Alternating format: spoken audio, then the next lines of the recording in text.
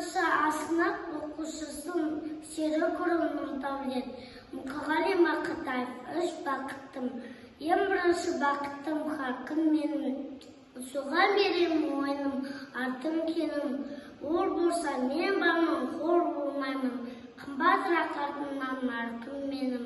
Ал екінші бақыттым тілім менің, тас жиекте тілінем, кей-кезде тынырден тынылсын де, қасиетті тынырден тынылсын де.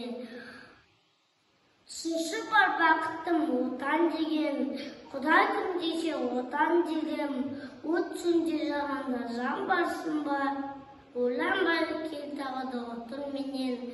Түтін түтік өсірді көгері бер, немерелі көбесін шөберелер. Жандасты жақсырып күтпейдесін, от емес олсасан менен негер. Үш бірдей бақыттым бар арақанда, менің мұндай бақытты аратама. Үш күн нұрын төгеді аспанымнан,